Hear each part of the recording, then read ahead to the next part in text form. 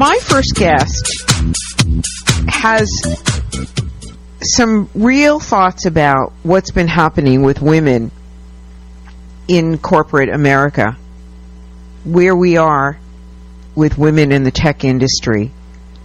And she has been writing about this and talking about it for a while. Her book is called Billions Lost, The American Tech Crisis and the Road Map to Change. And Hillary Gamm, welcome. It's so nice to have you with us today. Hi, how are you? Nice to be on the show again.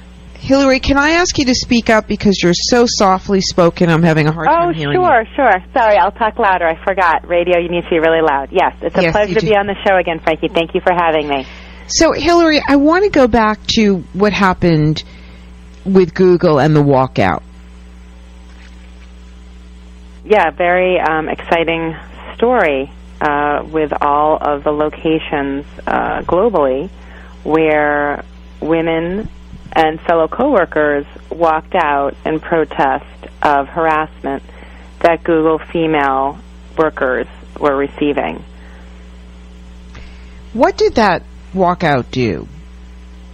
Well, I think the really positive thing was it brought to the forefront that women working in tech for Google have been harassed, are being harassed on many different levels, and I think that it raised awareness that it's happening, and it's not just happening to one or two people, it's happening across the board in multiple locations at various different levels within the organization.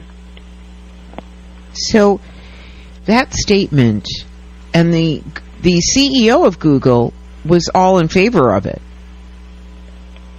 Yes, I believe after the walkout, he sent out an apology, apologizing for the company's inability to take seriously the complaints that they had received from their workers.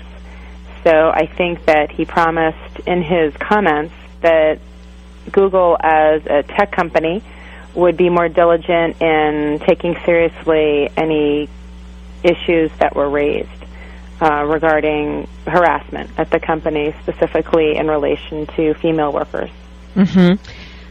So, Hillary, we saw that the country elected 100, I think it's over 100 women were elected into office. Within the past 24 hours, right. Yes. Do you see this movement and this momentum finally taking hold? And please speak up a little bit. I'm sorry, your voice is it's so soft. Oh, that's so funny. Okay. I'm speaking so loudly. I guess I'm not sure what happened because we connected earlier, right? And I think that the gentleman, he could hear me, so I don't know what happened to maybe the line. It's okay. It's okay. Not to worry. All right. Sorry about that.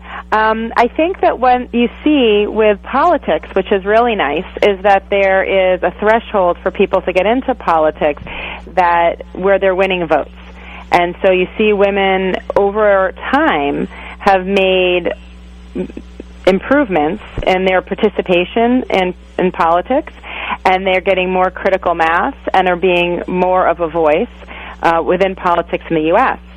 When it comes to technology, women in technology have been on the decline since the turn of the century.